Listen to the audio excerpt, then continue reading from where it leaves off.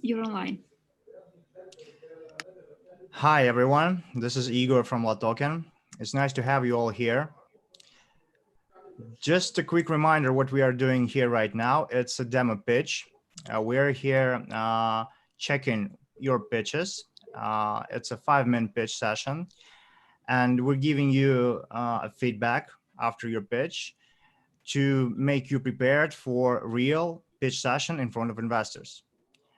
So I can see our guests whom I personally already know. Kevin, hi. Hi, Igor. Hi, Kevin. Are you ready to start? Are you talking to me? Yeah, I'm good to go. So let's start. Okay. Whenever you're ready. Let's share screen.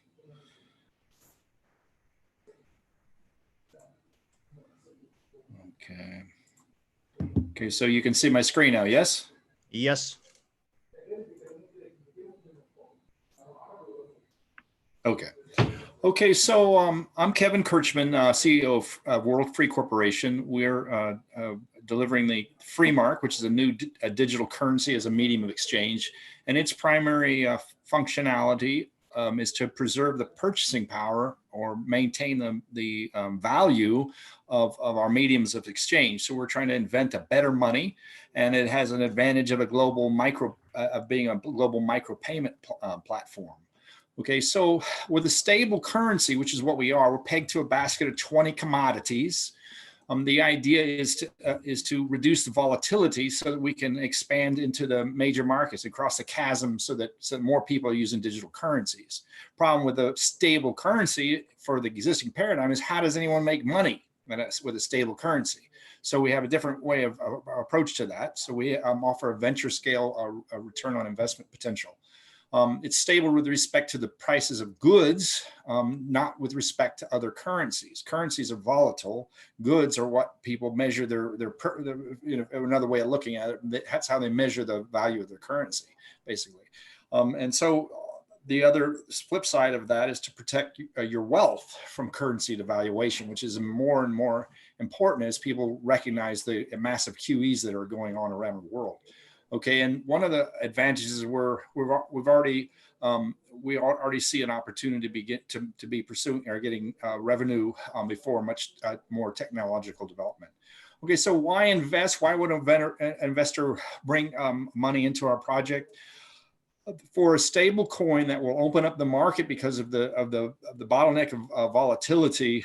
Basically, we have a patent on a special royalty, so you get more of them rather than having a price go higher. And this is heavily biased toward the earliest investors. That's where the risk is. So that's the guys that should make the more money. And so this is a sustainable function, the maximum of 6% of the money supply.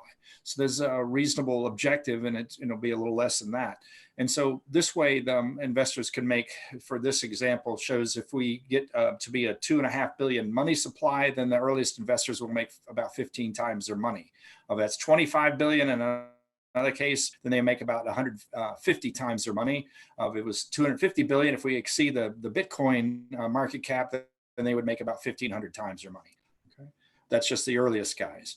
This is an example of a pound of coffee in their states, and it just shows that it's possible to have a stable currency. For here, they had the same price of coffee, which they don't even grow in the U.S., and it was preserved for 5 generations until the Fed was founded.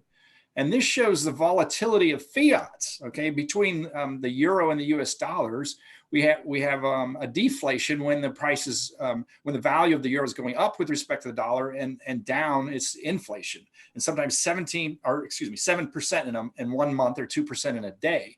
And what does this mean? It means that just like the Bitcoin, if the price of the value of the Bitcoin is going up, then people want to hold it because it's going to be worth more. When it's going down, then the sellers of goods and services don't want to accept it, or they have to raise their prices. But these two forces of volatility are stunting the crypto economy, but they're also stunting the global economy for fiats. Okay, so that's a real important idea. Not everybody realizes that this volatility between floating currencies is stunting the global economy. Okay, all right, oops.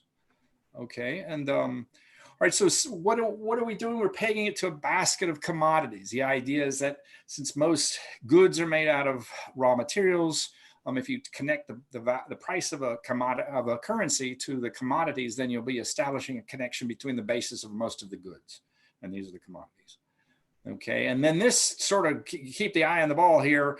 Right now, the Bitcoin is really probably a little farther over to the left here. This is the innovation adoption life cycle. We're trying to cross the chasm. If we don't hurry, this is going to become a sort of a hippie thing. If we don't move, it becomes a sort of a style that's just old. So we've got to hurry. We got a limited time that we can cross in the mainstream and show people how we can actually deliver genuine benefits to the mainstream. And so we've got to move quickly.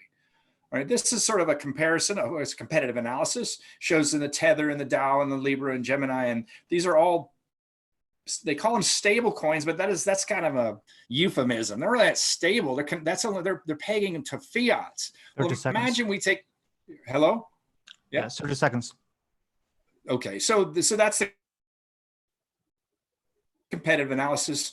This is our market rollout, and we're starting with some basically books and IP and EPUBs, which is media channel to establish our. And then this is we got a very experienced team and quality people. This is the pictures of our app, and then this is what we're looking for originally or initially is another 300. I've already raised 300,000, and these are our time frame. And that's our financials, and then our basic team, partners. So that's our opportunity. Again, we're looking to raise 300,000 initially to get the app on the market and trading and peer-to-peer. Thank you very much. Thank you, Kevin. Thank you very much. So I can see your presentation. You adjusted it. You made it more strict to the point, and you name so 300,000 is your raising goal. Am I right? Yes. Okay. And what do you offer to investors? Well, basically, their upside is about 14.1 times if we attain a 2.5 billion market cap. Again, it's a sort of very similar to an equity, but it's money, and that the early guys make the big bucks. Not everybody, of course, gets that. Only the earliest ones get that great return. So for the first 300 or the next 300,000, they'll get about a 15% return. I mean, not 15 times. It's actually 14.1 times the return if we attain a market cap of 2.5 billion. Well, Bitcoin is about 200 billion, 150, 200 billion. So we're trying to get about 2% of that, or 1% of that. Yeah. Anyways, and so that's a reasonable objective for a 15 times return. It won't happen overnight. It's not the same paradigm as the other digital currencies have. But it's something that, as we expand, goes. Yeah. Okay. I see. Okay. Thank you for your answer. So yes, and maybe my also feedback will be here, maybe to make it more, well, first of all, because right now timing was about 6 minutes, to be honest. 6, so, okay. Yeah, maybe to get to the point where those numbers are splitted in terms of what is your raising goal and what do you give to investors, maybe to get there a little early, so you will definitely will be in the time and you will put it all on the table, so everybody will see it very clear. So that will be my my feedback here, because you heard other feedbacks already from my side. So now it's much better and it's more strict to the point, and yeah, well, that's from my side. Is there anyone else from our team who would like to add anything here? I can just add that I didn't see the first demo that Kevin made, and I cannot see the improvement, but I see that this presentation and this pitch is pretty well put together. Obviously, as you said, there's just 1 minute, 1 minute too long. But I like the presentation. I like the figures. There's not too much information, so it really catches the eye on the most important part. So well done on the improvement. Thank you. And yeah, I hope you will do well on the BEF. Okay, great. Yeah, thank you, Maxim. Thank you, Kevin. I think that will be all here. So, okay, do we have Costa here? Yeah, just unmuted myself. Hi, guys. Hi, Costa. No. Nice to have you here. Are you ready? Hi. Uh, Hi, Kostya. Let me share my screen first of all and Sure, see please do. how would it go. Give me a second, please. Kidoki. Now you probably should see my screen, don't you? Yes, yes, you have 5 minutes whenever you're ready. Okie dokie, let's move on. Hi everyone, Kostya is here. I represent PayMob company. In general, today for the next 5 minutes, I'll tell you about on-land payment infrastructure. It's about payments with fiat, but not for e-commerce, only for offline businesses. We've got a quite comprehensive and holistic solution with our back-end solution to connect. By the way, do you see myself and my camera? Yeah, you're a little Uh, small, but we can see it. Yes, I can see it. I hope it will be seen as well on our translation. Got it. So we are around point of sale devices or card machines, but today I'll tell you about two different technologies. And the core feature of our backend solution is a multi-banking. It's because historically it was possible to connect a single card machine to a single bank. But with us, it's possible to connect a single smart point of sale device to many banks or to plenty of acquiring partners. This is a piece of beauty. So here you go. We've got a standalone all-in-one device, Android-based. And today, it's not just a card acceptance tool. Also, the machine could be a cash register to register cash transactions. And also, it's a money-making tool for merchants. We position the product to banks and other financial institutions around the globe. And for instance, we could add POS credits to the machine, or let's say to add Western Union as an alternative remittance service to cash in and cash out Western Union transactions. And in this case, we could load real merchants, real businesses with big added value services. But the most eye-catching thing we've got developed is our soft POS solution. Let me show you the real example. I'll use my real bank card issued by Monzo in the UK, and with our tap on phone solution today, we can turn any Android smartphone not to pay by, instead to accept payments by using your Android smartphone. And for instance, I can charge myself with $12 immediately just by tapping my card on the back of the machine, on the back of my phone. Let me, yeah.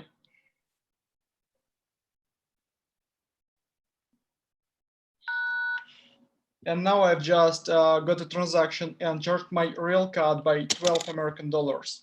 And again, we offer this solution directly to merchants and to financial institutions. And you probably heard about iZettle or some app or PayPal initiatives with these old school MPOS devices. This is yesterday. We developed immediate application to deploy to merchants. That's what we've got. And today we have an HQ in London and rolling out this solution across Africa, because we have a subsidiary in Ghana. In the Middle East, it's because we are licensed in Dubai by Dubai International Financial Authority. And also recently, literally 1 week ago, we've got licensed as a payment institution in the UK. Get in touch if you want to invest a penny.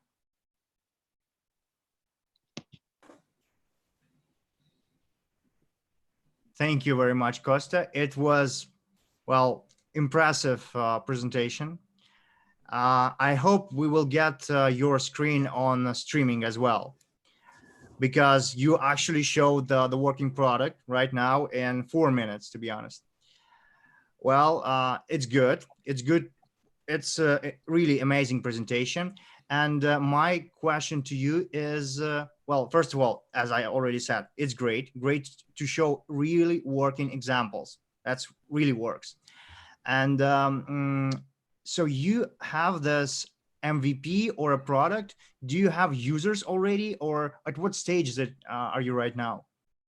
So actually what we've got these machines. It's because the solution I showed on our Android devices, it's heavily regulated, and we're expecting an approval by MasterCard to get it live. I really hope to get this launched for the next 3-4 months. It's because now we're performing some checks with payment schemes, but we are getting up and running our smart POS solution, and we have some sales to corporates around the globe, to Kuwait, to Saudi Arabia, to Kazakhstan, because today we serve quite big banks. Even the biggest acquirer on our continent, the Sberbank, uses our solution today. It's I would say it's quite a success already. And today I'm talking to quite big banks like Lloyds Bank or Barclays here in the UK, and with a couple of more from Saudi Arabia, Kuwait, and United Arab Emirates. I think we have a pretty strong pipeline, and until today we've got revenue about $10 million, something like this. You had revenue of $10 million? Yeah. Okay. So what is your raising goal right now? Today we are trying to think how to raise two potential amounts. It could be £2 million or it could be £10 million. It depends on an investor appetite. It's because with 2 million we could become like a small acquirer, and we could roll out much more devices like this one. But with 10 million in our pocket, we will be able to become like a pretty strong acquirer, and even we could provide additional services like BIN sponsorship, or even we will be able to issue our own bank cards to our customers. That's what we're thinking about. Okay, I see. So, and in terms of investors, what is, what kind of investors are you looking for? Is it a strategic one or just a VC? Do you have that view of investor? It's much better to get a strategic one, because actually I'm talking to Hyundai Banking Corporation. Also, I'm talking to Mitsubishi Banking Corporation directly from Japan. And it could be a good fit to stick with a single investor. But in terms of our actual stage and product development, I think it will be useful as well to get a pool of venture capitalists instead of sticking with a single, is because every bank will get our technology, their hands on our technology, will sort of trying to build a monopoly around the solution, but we want to sell more to a bigger number of banks. Mm-hmm. Okay, I see. Great. So yes, maybe my last point here will be is that you mentioned a lot during your a small period of time that you had. So I will send here in chat a structure that is usually used by investors to check. It's company, purpose, problem, solution, why now, market size, competition, product, business model, team, and financials. In your case, it's really good to have this live kind of a presentation. Just maybe just in your case, just to keep in mind those points, those bullet points, to be able to answer them in case you will be asked. Yeah, Igor, I definitely follow you and to understand what you're talking about. It's because I'm on a fundraising rails for recent 8 years, and I secured millions for my previous businesses and actually fundraising for this one. But especially with PayMob, honestly, I'm trying to be as lazy as possible, and to demonstrate what we've got and just bring some attention from those people who understand. It's because, for instance, if you will ask any professional on the market about whole revenue for this point of sale or card machine business, everyone will answer it's trillions of dollars every year, yeah. But for those who don't understand, that's how I want to filter wrong people. It's because everyone who I'm demoing the solution, they could say, oh yeah, we love you, we want you. Just let us know this and that. That's it. But by the way, I've got your structure, and I definitely would like to add a couple of more slides, especially to address some specific questions and what we want to achieve and what are our options and what we're building as an ecosystem around PayMob. Okay. Okay, great. Thank you, Costa. Maxim, would you like to add anything here? Well, first of all, great presentation. I loved, you know, the personal involvement, as well as, you know, showing the MVP, the excitement, and showing something so incredible as, you know, the payment in person made by phone. That's incredible. In regards for the slides, I really like the touch of the QR code. Actually, while Igor was speaking, I actually tried it out, and even on my kind of a dark screen, it worked. So that's definitely a plus for online pitching. That's incredible. What I would do, usually what we say to the project that pitch is to put less information.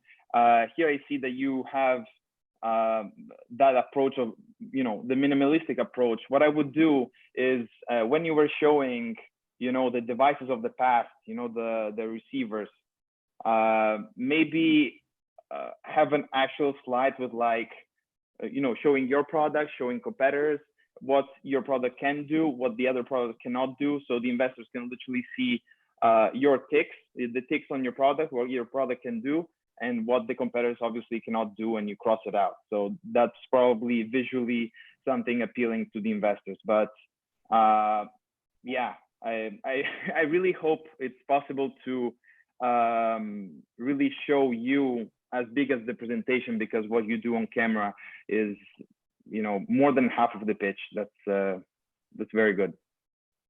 Thanks. Okay. Okay. Thank you, Costa. Okay. So do we have right now? Do we have Ethan as well?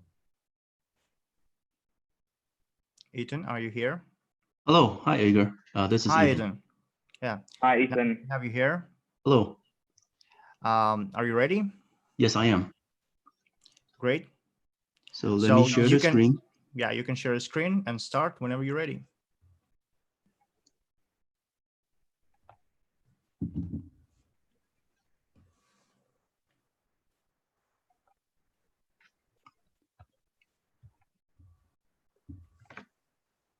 One second. Okay, is the screen up? Yes. All right, wonderful. Yeah, we can see it. So I will start now. My name is Ethan Shen. I'm the founder and CEO of Note Blockchain. Our idea is, with our project, is to facilitate mass adoption, or it is our view that right now the adoption of cryptocurrency and blockchain is not, the major roadblock is not technical, it's more psychological. The apps, there's a lot of technology going on. The apps are, or the technology is fine, but it's intimidating to a lot of the general public users that, you know, they're just not used to this. A lot of the solutions are too complicated. And instead of going up against all the major players, we want to start with something that's simple, that's easy to use. And we developed an MVP that was released in January 29, and today we have released an additional update to integrate social media into that. So our idea is, instead of going right up against the credit cards, we will go start with an app that is fun, easy to use, and rewarding to the users. And we will try to gain mass adoption that way first, and then offer a payment solution. And on the way, we'll solve a few problems. So the first problem we solve is that a lot of people have tried giving Bitcoin to friends and family, or maybe to, you know, waitress or something. And it's very frustrating to explain to them what it is, wait for them to set up a wallet. So we have a cryptocurrency, a note. Our app can print out a note that you can share any way you can share a JPEG. You can even print it out if you want and just give it to someone physically. Or of course, you can email it, send it on Twitter, Discord, anything. And once they scan it, they will have the amount that you print. So let's say you have, a balance of 10,000 notes. You want to print a note of 100. You print that out. You send it to that person. So it's like a paper wallet, except the main difference there is the private key is never exposed. So it eliminates that security risk. Recently, in February, we released the new edition, which integrates social media into our app. So what you're seeing here, the first screenshot is that note that I talked about. The second screenshot is our app. It just shows the wallet page. The third and fourth screenshots are what is the social media update. So you can see it works just like any other social media, Instagram, Twitter, etc. You can make a post, and the main difference there is people can send a tip to you. So if you're a content creator and your audience likes the content, you can receive the tip right away. And after 6 transactions, it goes into your wallet. So compared to platforms like Patreon, YouTube advertising, etc., it's resolved a lot of the problems there where creators have to wait a certain period. And also our philosophy is we do not take any fees from that process. Obviously there's a mining fee, but that's not taken by the company. This is just a quick comparison to Patreon. In a 5-minute presentation, I don't have time to go into that, but essentially the payments are immediate and there's no subscription model. This is our user base. So this is a little bit, this is as of last month, I believe. Why now? Like I said, the main takeaway from this page is that technology is no longer the main hurdle. It is the psychological aspect of it. And the market size, the takeaway here is that basically any mobile phone that has internet connection could potentially become a customer. This is our roadmap. We have, like I said, released the social media update. We want to add more features to fill that out. Right now we have a few features missing. We also want to add chat, and then we want to add a ad platform next, which is going to be, which is why we're fundraising. The ad revenue platform goes by the same principle that the users get the benefit, and they have to opt in to see the ads, but all the ad revenue will go directly to the user's wallet by the blockchain transactions. Let's see. So, and then our business model is basically a pre-mine. We want to fund all of the future developments, marketing, etc. through the pre-mine. Sorry? 30 seconds. Okay, thank you. Got it. This is the frictionless advertising I just talked about. Just compared to a few projects, I don't think we have time to go over that right now. And what we're offering now is what I would like to term PCO, post-coin offering. Since we have the MVP, we have the pre-mine, it's a live product. What investors we get is a percentage of the company plus a percentage of the pre-mine. And we would like to raise 400K. We could lower that a little bit if the investors, if that's not, or not, if that's a little bit too high. And that's it. Thank you. Okay. Yeah, thank you, Eden, very much for your presentation. First of all, it's 6 minutes, just for you to know. Okay. So a little longer than it has to be. You mentioned a lot in the presentation. I didn't see competitors. Okay. Yeah. It was in one of the later slides where we go through Bitcoin, Ethereum, etc. Yes, and when I mean competitors, you were mentioning the social. Oh, I see what you mean. Yes. Okay. Part of platform. So when we're speaking about competitors, you mentioned YouTube and other social medias, but these are not your competitors. Am I right? Not now. We would like to compete with them when we offer. Yeah. I see. Because I personally know several projects with more maybe social type of like platform with also wallets, several projects already working in this industry. So it is good to mention them to show your benefits. Why are you better? Got it. Okay. So yeah, that would be my feedback. Also, I can see on several slides too many texts. It's always good to highlight the several 3-4 points on the slide, and to add additional text there. And this additional text has to be, well, it's good if it's not that small. So everybody, even with a bad connection, because right now we're doing this online with a video conference. So even with a bad connection, everyone could read it clearly. Okay. So highlighting just several bullet points and adding maybe a little bigger text, but a little less text on several slides. I saw a lot of it.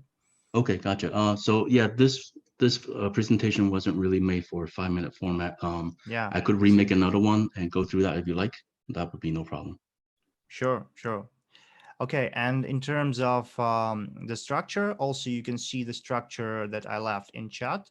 You can use this one. Okay. So that would be all from my side. Maxim, would you like to add anything? I think Igor mentioned almost everything, and I agree with him. Maybe two things that he didn't cover is there was a little bit of confusion at the beginning with the slides. Well, that is understandable, but it's always good not to have and just go from one slide to another instead of, going back and forth. And another one, yes. Well, in some slides there's too much text. It's a little bit too small, but also, investors, everybody likes figures and numbers. If you could go back to the slide where you have all the statistics and all the numbers, it's kind of confusing, and I didn't really get. Well, there's one slide that has, that one that has more than one thing. Yeah, while you're speaking, if the investors try to look into it, they don't listen to you, or otherwise they don't look at the figures and they only listen to you. So maybe making this one a little bit more clear, or I don't know, putting it on different slides, or maybe just honestly, maybe just getting rid of the parts on the left. I understand this is like the template that you use, but just making it bigger and maybe more understandable. But basically that's it. Making the format for 5 minutes, less text and more clarity. But and the competitors, as Igor mentioned. Okay, understand. That would be all from my side. Okay, yeah, I can rework the slideshow, no problem. Okay, thank you, Eden, very much. I think this is all for today demo pitch session. So everyone, let's keep in touch.